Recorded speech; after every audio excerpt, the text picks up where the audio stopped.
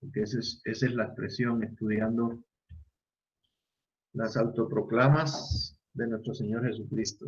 Y el domingo pasado compartimos la primera parte de la autoproclama Jesús, el pan de vida, basado en Juan 6. Y nuestro hermano Marcelo desde Córdoba, todavía se me queda Buenos Aires, desde Córdoba, nos compartió la primera parte. Así que, Marcelito, desde Argentina otra vez, estamos a tu disposición, mi hermano. Gracias. Buen día a todos. Buen día. Lo primero es que queremos con mi señora darle las gracias a todos por las oraciones que hayan hecho a favor de, creo que les comenté, del traslado de mi papá a otro geriátrico, y gracias al Señor todo resultó normal, muy bien y para mejor, gracias al Señor. Hemos visto la fidelidad del Señor en esto que hemos tenido que hacer. Bueno, continuando con lo que consideramos el domingo pasado, esta segunda parte sigue teniendo como tema central Jesús, el pan de vida. Dado que somos lo que comemos, que ese era el título de la reflexión pasada, el enfoque en este domingo es cómo me nutro, cómo como del Señor en la mesa del Señor, referido específicamente a la Santa Cena. Porque el Señor nos ha provisto mesa en el desierto. Todos los días nos encontramos con Él y comemos de Jesús en cualquier lugar, pero de manera especial en la comunión de los santos cuando partimos el pan. Sin nutrirnos no vamos a crecer, como era el consejo o mandamiento del apóstol Pedro en 2 Pedro 3:18, antes bien crezcan en la gracia y el conocimiento de nuestro Señor Jesucristo. Vamos a hacer algunas lecturas bíblicas para refrescar un poquito en el capítulo Juan, en el libro de Juan, capítulo 6, los versículos 53 al 63 vamos a leer. Yo voy a leer de una versión parecida a la Reina Valera, pero es de la Biblia textual, que tiene en cuenta los manuscritos griegos más definidamente. Entonces, Juan 6, 53 al 63. Así que Jesús les dijo: de cierto os digo, a menos que comáis la carne del Hijo del Hombre y bebáis su sangre, no tenéis vida en vosotros. El que mastica mi carne y bebe mi sangre tiene vida eterna, y yo lo resucitaré en el día postrero. Porque mi carne es verdadera comida y mi sangre verdadera bebida. El que mastica mi carne y bebe mi sangre permanece en mí y yo en él. Como me envió el Padre viviente y yo vivo del Padre, de igual modo el que me mastica, también él vivirá de mí. Este es el pan que descendió del cielo. No como los padres comieron y murieron. El que mastica este pan vivirá para siempre. Estas cosas dijo en Cafarnaúm, enseñando en una sinagoga. Al oírlo, muchos de entre sus discípulos dijeron: dura es esta palabra, ¿quién puede soportarla o aceptarla? Pero Jesús, sabiendo en sí mismo que sus discípulos murmuraban sobre esto, les dijo: ¿esto os escandaliza? Pues qué, si vierais al Hijo del Hombre ascendiendo a donde estaba primero. De hecho, sus discípulos lo vieron ascender después de la resurrección. Con esto Jesús está hablando proféticamente pero indirectamente, de su ascensión, ¿sí? Y esto nos lleva a reflexionar en que la resurrección es la garantía de todas las autoproclamas de Jesús, de todas las afirmaciones de Jesús sobre sí mismo. Si Jesús no hubiera resucitado, eso de que yo soy el pan de vida y otras cosas eran medio cuento. Pero el hecho de su ascensión, que implica el haber resucitado primero, ¿sí?, es la garantía, esa resurrección es la garantía de todas sus autoproclamas. Bueno, termino con el versículo 62 y 63. Pues que si vierais al Hijo del Hombre ascendiendo a donde estaba primero. El Espíritu es el que da vida, la carne no aprovecha para nada. Las palabras que yo os he hablado son espíritu y son vida. Ahora vamos a leer un par de pasajes en 1 Corintios, pasajes relativos a la Santa Cena, que son clásicos y que todos los conocemos, pero está bueno volver a releerlos. En 1 Corintios 10, 15 al 17, el apóstol Pablo nos recuerda la copa de bendición que bendecimos. ¿No es la comunión de la sangre de Cristo? El pan que partimos, ¿no es la comunión del cuerpo de Cristo? Puesto que el pan es uno solo, los muchos somos un solo cuerpo, porque todos participamos del único pan.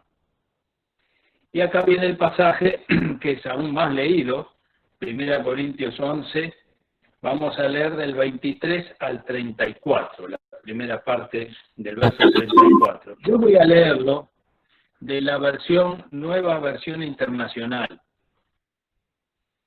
El 23 dice así: yo recibí del Señor lo mismo que les transmití a ustedes. El Señor Jesús, la noche en que fue traicionado, tomó pan y después de dar gracias lo partió y dijo: este pan es mi cuerpo que por ustedes entrego, o entrego a su favor. Hagan esto en memoria de mí. En el original dice: esto continúen haciendo para mi recuerdo. De la misma manera, después de cenar, tomó la copa y dijo: esta copa es el nuevo pacto en mi sangre. Hagan esto cada vez que beban de ella, en memoria de mí.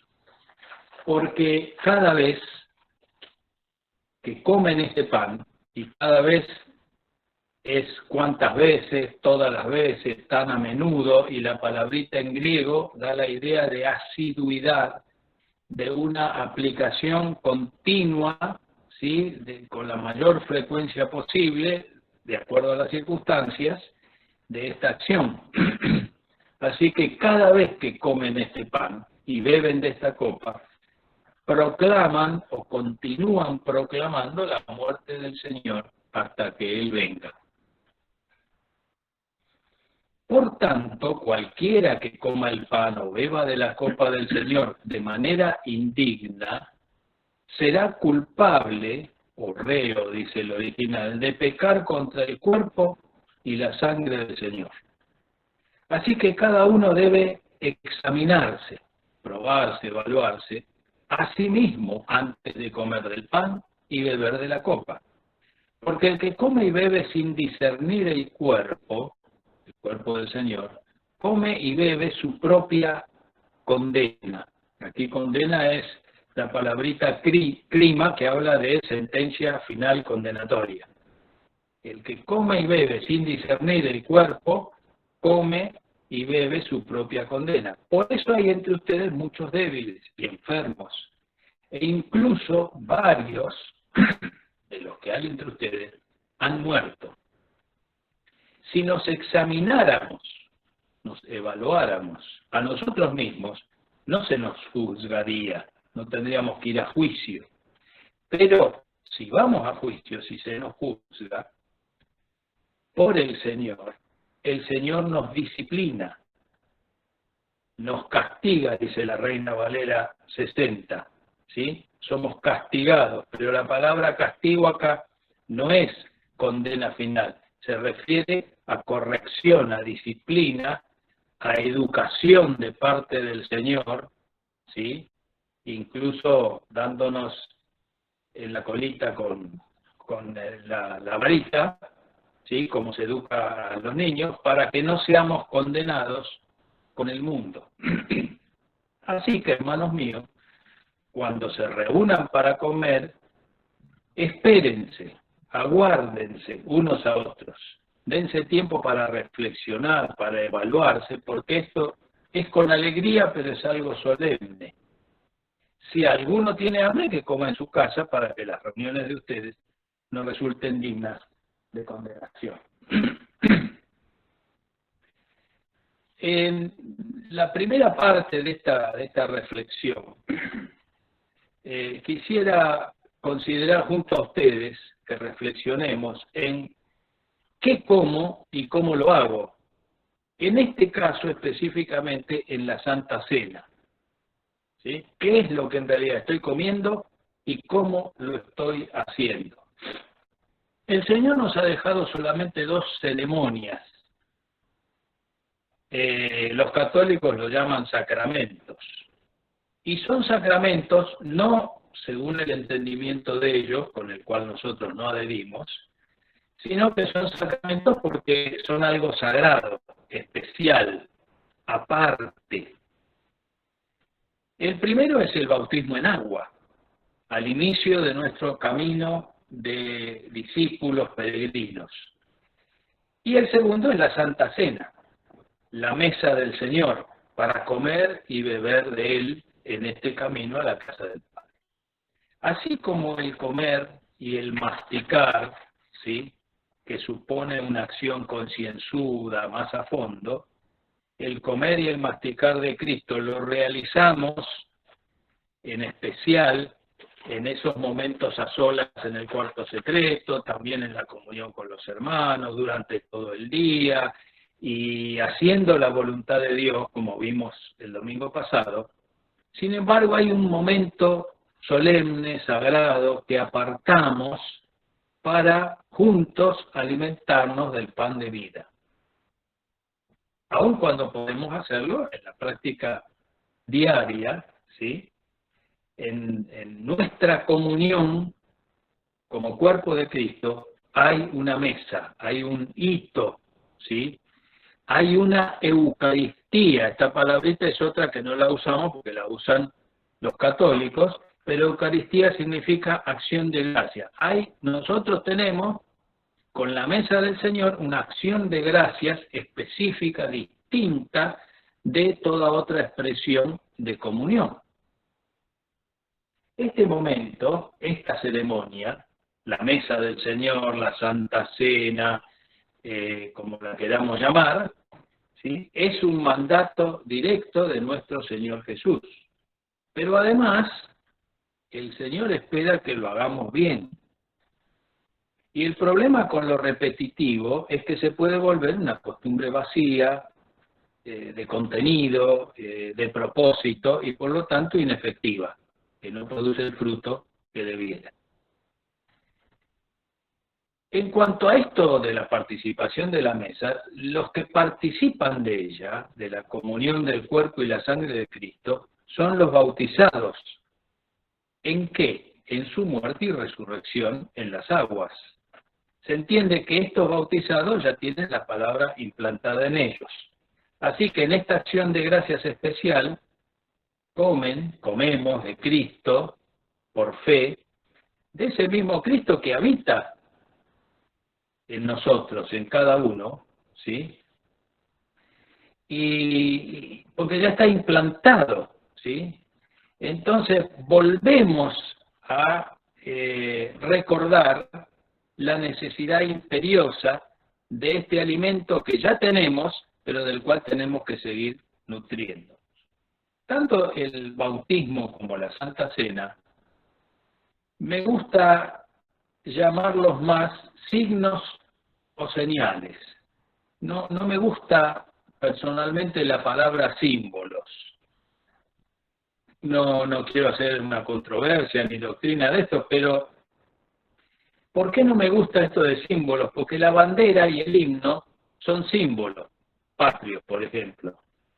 Representan a una nación, pero no nos dicen mucho de esa nación, o nada. Si yo veo una bandera, no tengo ni idea de lo que hay en esa nación, de qué tipo de gobierno, de cómo viven, de su idiosincrasia, ¿sí? Es un paño que sí representa a determinado país, nación. Un signo o una señal en el entendimiento bíblico es una acción física, visible, material, de una realidad espiritual invisible. Representa visiblemente una realidad espiritual invisible, pero verdadera, real, ¿sí? Recordemos que la fe, en Hebreos 11.1, es tanto la confianza o la garantía de recibir lo que esperamos, ¿sí?, como también la convicción, la certeza de la realidad de cosas que no podemos ver, cosas que pertenecen al ámbito espiritual, pero que son más reales que las terrenales porque son eternas, perduran, no caducan. Y de estas cosas espirituales solo podemos apropiarnos por medio de la fe. En el bautismo, físicamente me mojé, pero Pablo dice que en mi bautismo fui en realidad sumergido en Jesús y en su muerte y sepultado juntamente con él. ¿Para qué? Para acabar conmigo. La cruz me salva, pero la misma cruz que me salva me mata. Si no, no me puede salvar. La cruz que salva, esa misma cruz que me salva, también me mata. En el bautismo, yo al mojarme, pero al hacerlo con fe, espiritualmente, ¿sí?, fui sumergido en la muerte de Jesús, sepultado juntamente con él. ¿Para qué? Para que así como Cristo fue resucitado, así yo también ande en novedad de vida, en vida nueva. Ahora yo me mojé en el bautismo, y los que estaban mirando vieron que me mojaron, me metieron abajo y me sacaron del agua. Pero la realidad espiritual es otra, que yo tengo que asir, tomar, aprender por medio de la fe. Y Pablo dice que eso es lo que en realidad ocurre en mi bautismo. El mojarme, el ser sumergido y salir del agua, es un signo, una señal de lo que ocurrió o de lo que ocurre espiritualmente. Eso está en Romanos 6, 3 y 4. Esto de morir y resucitar con Cristo se hizo real en mí por la fe y en ustedes también. Y esto ocurrió, tenemos que creerlo, es por la fe. Si cuando alguien se bautiza no ejerce fe, se moja nada más.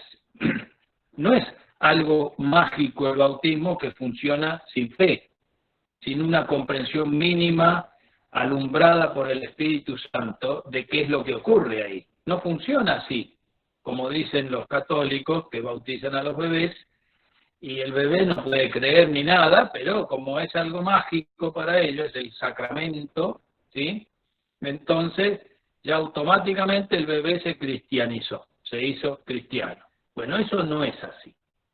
Los bebés, antes de tener entendimiento propio, si se mueren se van con el Señor porque la muerte de Cristo los cubre. Entonces no hace falta que ahí esté la iglesia para darle el sacramento del cual ellos ni se enteran.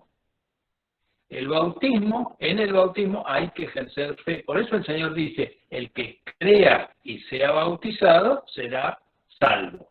¿Sí? Si no puede ser bautizado porque, qué sé yo, como el ladrón de la cruz, como un enfermo que está en la cama, bueno, al enfermo al menos se lo puede bautizar por aspersión, lo que se pueda. Y la parte espiritual ocurre también. ¿Sí? Pero por algo el Señor mandó, el que se bautice creyendo será salvo. ¿sí? Entonces, nosotros no podemos darle mucha vuelta a la cosa, pues es un mandato del Señor, hay que hacerlo y punto, con fe, creyendo. Sigo adelante. Así como cuando fui bautizado, me mojé, pero al mismo tiempo, por fe, resucité y morí y resucité con Cristo. Así también cuando participo de la cena, de la Santa Cena, de la mesa del Señor, como pan y bebo vino. Pero por la fe, como el cuerpo de Cristo y bebo su sangre. Cristo no dijo, esto que yo ahora les voy a repartir es un símbolo. Pablo tampoco dijo. Dijo, esto es mi cuerpo, esto es mi sangre. Y por la fe, ese pan y ese vino no se transforman mágicamente en lo que no son. Siguen siendo lo que son, pan y vino. Si sobra pan, y se puede hacer, qué sé yo, budín de pan. Y si sobra vino, se lo puede tomar cualquiera. No es algo tan especial que es mágico, ¿sí? Si uno lo toca se sana. El asunto es que yo como pan y bebo vino, pero por la fe yo estoy tomando lo espiritual, estoy comiendo y bebiendo de Cristo. Hay una operación mediante la fe del Espíritu, una obra del Espíritu, una obra de gracia a mi disposición, si como y bebo de Él con esta fe y este entendimiento. Por eso Jesús dijo en el 6:63 que leímos de Juan, el Espíritu es el que da vida. La carne, el pedacito de pan, lo material y el sorbito de vino, para nada aprovecha. ¿Cuánto me puede alimentar un cachito de pan y un traguito de vino? Las palabras que yo les he hablado, esas son espíritu y vida. Está hablando de lo espiritual, del espíritu que da vida y que sigue creciendo en nosotros. Por eso, creo que la mesa del Señor, si la tomamos en serio, dándole la dimensión que creo que tiene, puede llegar a ser para nosotros un medio de gracia en la comunión de los santos. Tal vez la hemos descuidado un poco para distanciarnos del catolicismo y llevarle la contra a los católicos, porque ellos sí creen en la transubstanciación, etc. Pero entendiéndola bíblicamente, yo creo que es un canal de bendición y aún de sanidad física y una fuente de consuelo, de ánimo, de renovación constante y también de alumbramiento, de iluminación del Espíritu Santo en nosotros. Sigo adelante. ¿Qué es lo que hace en mí este alimento que como? Este Jesús que me lo como. ¿Qué hace en mí? Que lo como por fe. Esto tiene que ver con mi nutrición espiritual, pues si no, no voy a crecer. ¿Sí? Tiene que ver con de qué manera se incorpora este nutriente en mí para poder llegar a experimentarlo en la vida diaria. Creo que esto está relacionado en primer lugar con el comer indignamente y con el descuido en el autoexamen, en la autoevaluación. En realidad ambas cosas son una misma, ¿sí? En 1 Corintios 11:27 dice que cualquiera que coma y beba de manera indigna será reo de pecar contra el cuerpo y la sangre del Señor. Es algo serio esto. ¿Y qué es comer de manera indigna? La palabra indigna es una palabrita griega que es anaxios, y significa anaxios, ana es no, o sin. Anaxios es sin discernir, no distinguir, no diferenciar, no tomar conciencia de qué es lo que estoy comiendo, qué significa, y distinguir esta acción de las demás.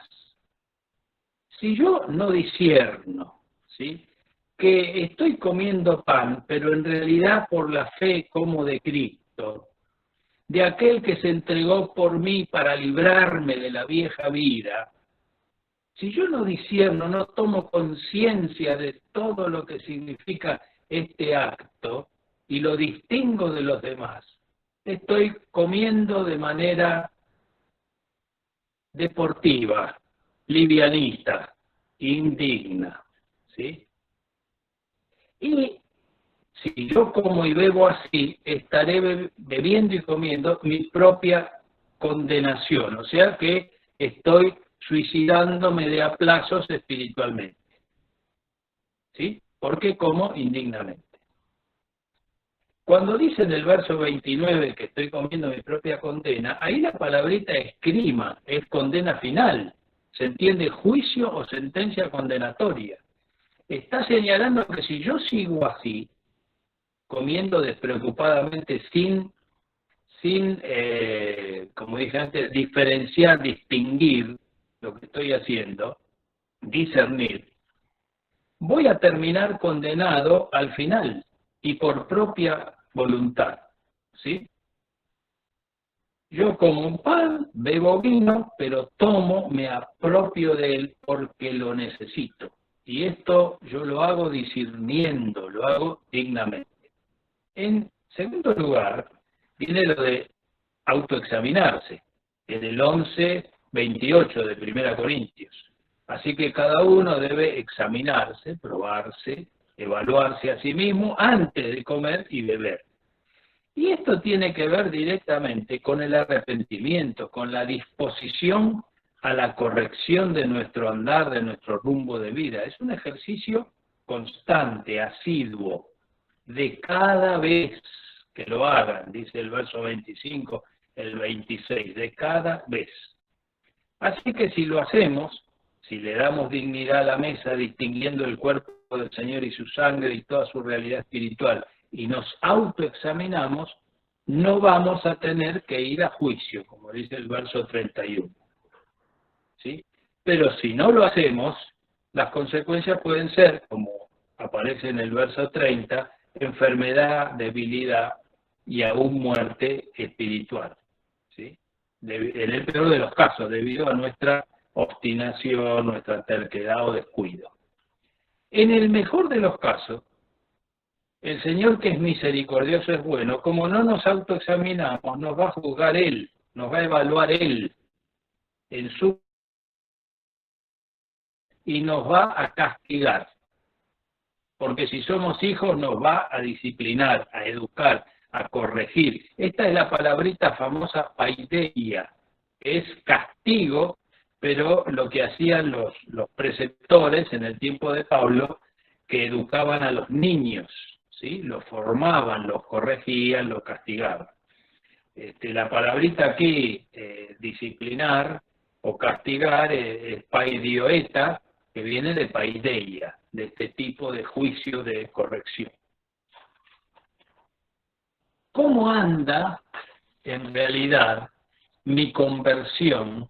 Es lo básico y fundamental que tengo que examinar en la Santa Cena. Porque si hay que examinarme, yo tengo que saber qué examinar. Y creo que lo más fundamental es que tengo que examinarme, probarme en cuanto a mi conversión. Y no me refiero a la conversión que tuve cuando inicié el camino de discípulo de Cristo. En 2 Crónicas 7:14 está ese famoso texto que dice: si se humillare mi pueblo y oraren y buscaren mi rostro, ¿sí? Y se convirtieren de sus malos caminos, yo iré, etc. Y acá cuando habla de convertirse de sus malos caminos, no está hablando de pecados, de resbalones, de caídas, de yerros. Está hablando de algo más terrible para Dios. Está hablando de infidelidad. Por eso el mismo Dios en Jeremías les dice: ustedes han hecho 2 grandes males para conmigo. Me han dejado a mí como fuente de agua viva y se han cavado pozos sucios para almacenar agua, para comer de otro lado, para beber de otro lado. Entonces, si hay algo para examinarme yo en la Santa Cena, es qué tal anda mi conversión. Y si tengo que convertirme, tengo que volver a hacerlo, porque la conversión es para el principio, pero es para todo el camino. El arrepentimiento es así, es un continuo proceso en mí donde el Señor va profundizando cada vez más, ¿sí? Entonces, si hay algo que yo tengo que analizar en mí, es en qué medida yo estoy pecando de infidelidad hacia el Señor, porque estoy buscando el alimento, el satisfacer mi hambre en otras fuentes que no son Él, ¿sí? Y además, tengo que probarme en cuanto a los efectos que está produciendo este alimento. Si yo veo que en mi vida no estoy teniendo victoria y la carne, le estoy dando siempre lugar a la carne, algo está pasando, no estoy comiendo bien del Señor. Entonces tengo que también ver el efecto que produce este alimento. Si yo vivo peleado con la esposa, con los hermanos, con el marido, con el otro, siempre amargado, o estoy comiendo veneno, algo pasa, mi metabolismo anda mal.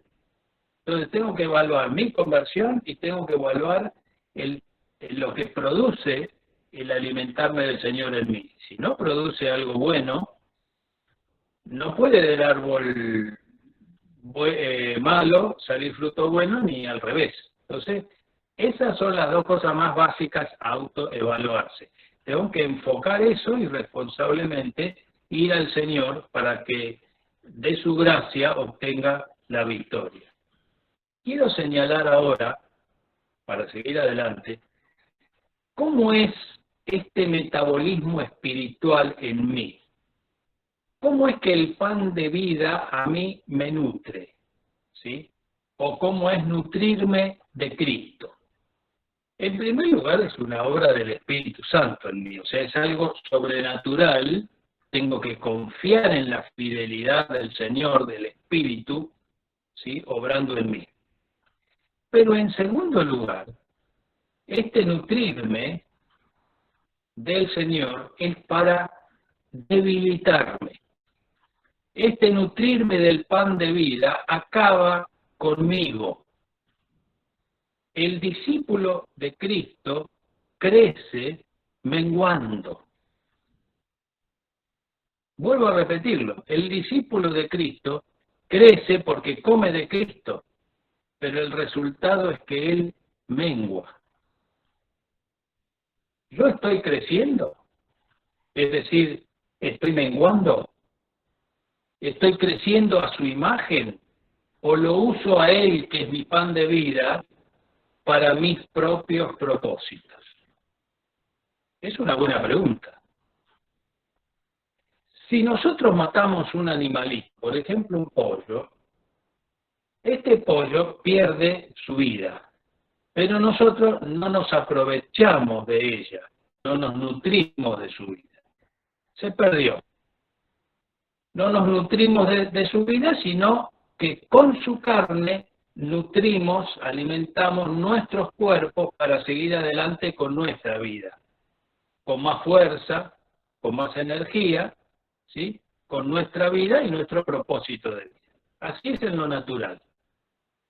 Y no por comer un pollo entramos en comunión con el pollo. Y con el tiempo nos vamos pareciendo al pollo, entonces empezamos a cacarear, nos salen plumas, etc. No, con su sangre, con su carne, nosotros alimentamos nuestra fuerza para hacer nuestra vida según nuestro proyecto, nuestro propósito. Una cosa distinta pasa con el hueso o con el carozo de durazno o de aguacate, por decir algo. Si lo planto, esa semilla desaparece. Es como que se la come la tierra, se la traga la tierra. Pero al cabo del tiempo empieza a trabajar en su seno. ¿Por qué? Porque esa semilla tiene vida y empieza a liberar vida y crece en el interior de la tierra y echa raíces que la van invadiendo y apoderándose de la tierra, y al final se va a manifestar exteriormente como un árbol de durazno, de aguacate, que va a dar fruto.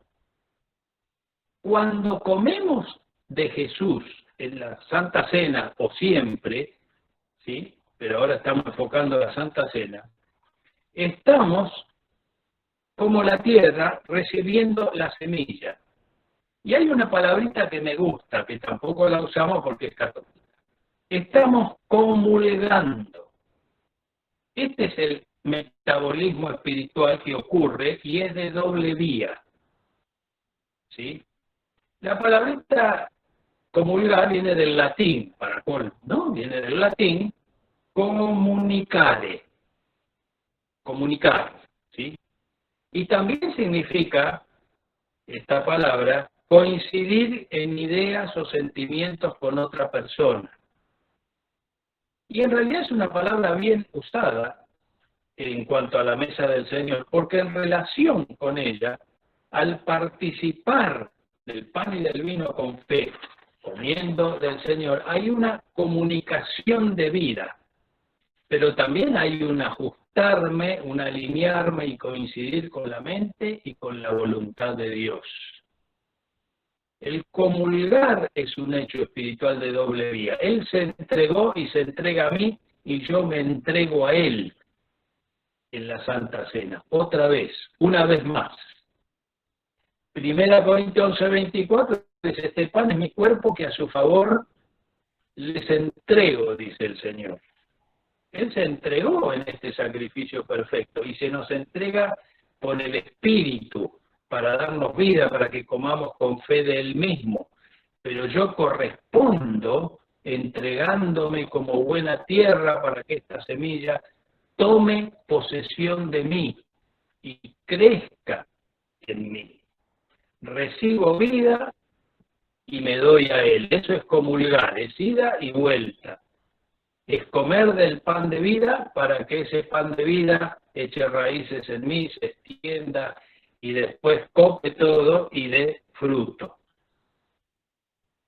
Cuando Jesús nos entrega su cuerpo y su sangre para que lo comamos y bebamos, no lo hace como lo haría el animal del cual comemos. Él es, tiene y da vida como la semilla. Por eso es pan de vida. Y esta semilla es la que toma posesión de nosotros, de nuestra vida, la ordena, le da sentido según su propósito eterno, nos da fuerza para cumplir su propósito, no el nuestro, porque echa raíces, crece. Y así llega a suceder lo que Pablo dice, eso tan conocido en Gálatas 2:20, ya no vivo yo, sino que Cristo vive en mí, lo que ahora vivo en el cuerpo, en este tiempo presente, lo vivo en la fe o por la fe del Hijo de Dios, confiando en el Hijo de Dios, quien me amó y se entregó a sí mismo por mí. Recordemos que el pan de vida es Kyrios de vida, es Señor de vida. Entonces no me alimento para andar en mis caminos, sino para seguirlo, porque no me pertenezco. Y este texto de Gálatas 2:20 no empieza por donde yo dije, empieza por el bautismo. Con Cristo estoy juntamente crucificado y ya no vivo yo. El bautizado es el que sigue comiendo y la vida en él creciendo. ¿Sí? Recordemos lo que dije hace un ratito, la cruz que nos salva también nos da muerte. Ahí somos salvos de nosotros mismos y crecemos alimentándonos de este pan vivo. Así que la Santa Cena es comunión, es recuerdo, memoria de su entrega y es ofrenda, es mi renovación de votos con Él, porque yo me casé con Él, entre comillas, ¿no? Es una figura que a veces usamos en el bautismo. Entonces yo cuando tomo la Santa Cena estoy otra vez, una vez más, cada vez renovando mis votos, mi entrega, mi andar en vida nueva con el Señor, ¿sí? y mi disposición, mi apertura a que Él siga invadiéndome, creciendo en mí, transformándome a su imagen. La Santa Cena también es además Eucaristía, acción de gracias especial, porque por su entrega y la mía tengo futuro y esperanza, porque me casé con Él, ¿sí? Porque somos la esposa de Cristo junto con mis hermanos, tenemos futuro y tenemos esperanza, pase lo que pase. Tenemos lo mejor por delante, que es la eternidad. No voy a perder mi vida por entregársela. Al contrario, el Señor fue muy claro allá en Mateo 16, 24 y 25. Si alguien quiere ser mi discípulo, tiene que negarse a sí mismo, tomar su cruz y seguirme. Porque el que quiera salvar su vida la perderá, pero el que pierda su vida por mi causa la encontrará. Y yo perdí mi vida, y vos también, tú también, en el bautismo. Y lo confirmamos, renovamos ese voto en la mesa del Señor. Por eso la mesa del Señor es también fuente de gracia. Y además, anuncio de su segunda venida. Él viene pronto. Cada vez que tomamos la Santa Cena, estamos anunciando, sí, toda la obra de Cristo, su muerte, pero también su resurrección, su ascensión, y que Él viene pronto, más hoy en día, ¿sí? El Señor viene.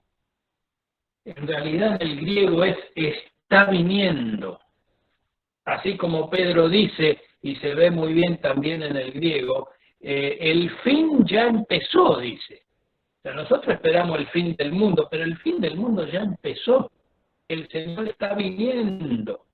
Cada vez se acerca más, ¿sí? Y otra vez recordemos, la resurrección es la garantía de todo lo que el Señor dijo de sí mismo y de todas sus promesas. La palabra de Dios, nuestra fe, está asentada en la resurrección de Cristo, en su victoria sobre la muerte, que es la que nos da vida a nosotros. Nosotros tenemos vida porque Él resucitó y nos alimentamos de Él. Así que es cierto que morí con Cristo y nací en una nueva vida, pero necesito esta constante renovación de votos, este constante reafirmar de que tengo pacto con Él. Por eso es la sangre del pacto, ¿sí? O la copa del nuevo pacto en su sangre, ¿sí? Y yo reconfirmo esto acercándome a la mesa del Señor en comunión con todos mis hermanos, con los cuales formamos esa novia, esa esposa que está siendo transformada a su imagen. Resumen final.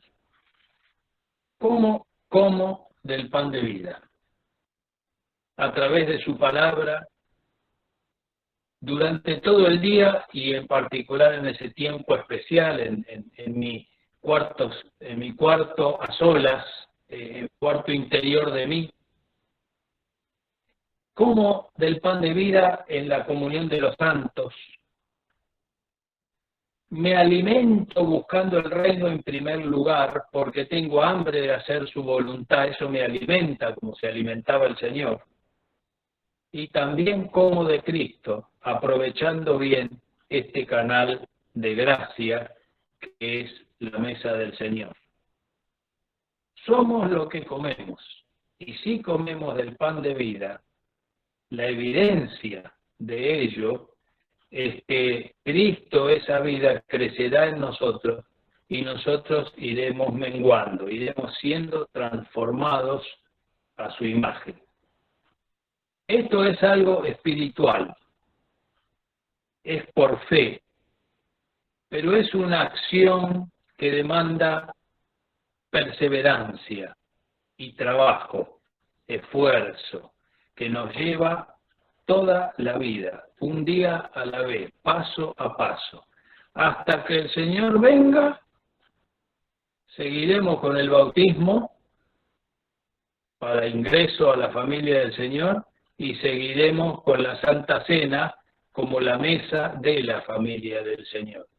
Son las dos cosas básicas en cuanto a ceremonias que el Señor ha establecido, ¿sí? Ya somos salvos, pero no debemos olvidar que el que persevere hasta el fin, Mateo 24:13, será salvo.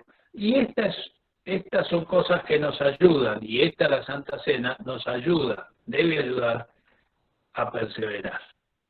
Bueno, mis hermanos, con esto terminé la reflexión de hoy.